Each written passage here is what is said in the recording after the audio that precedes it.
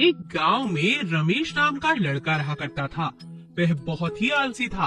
वह बिना काम करे जिंदगी गुजारना चाहता था। एक दिन उसे सोता देख उसकी माँ उस पर जोर से चिल्लाई। सूरज सर पर आ गया, मगर इसका उठने का मतलब ही नहीं। इसने तो कसम खा रखी है कि पूरी जिंदगी इसने बिना काम के खाते पीते ही रहना है।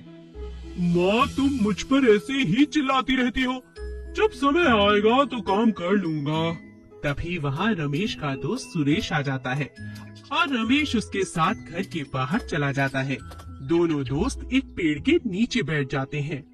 अंधेरा होने पर उन्हें पेड़ से आती हुई रोशनी दिखाई देती है। तभी वहाँ बैठा उन्हें एक महात्मा दिखता है। यह रोशनी इस पेड़ के पीछे बने जादुई घर से आ रही है। इस घर में जो चला जाता है उसे आराम मिलता है और कभी काम नहीं करना पड़ता। यह बात सुनकर रमेश बहुत खुश हो जाता है और अपने दोस्त सुरेश को छोड़कर उस घर में चला जाता है। कुछ दिन तो रमेश वहाँ खुशी खुशी बिताता है, क्योंकि वहाँ उसे सब चीजें आसानी से मिल जाती थी।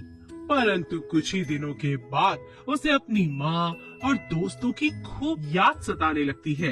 परंतु कुछ ही दिनों में उसे अपनी माँ और दोस्तों से दूर होने और अकेलेपन की वजह से उदासी आ जाती है और वह सोचने लगता है, मुझे अपनी माँ और दोस्तों के पास जाना है। मैं यहाँ नहीं रह सकता।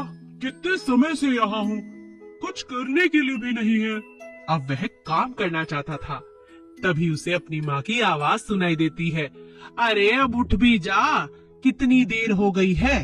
रमेश समझ जाता है कि वो नींद में था और एक अच्छा सपना देख रहा था।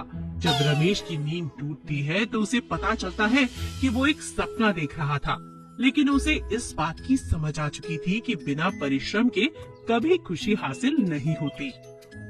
मेहनत करना बहुत आवश्यक है।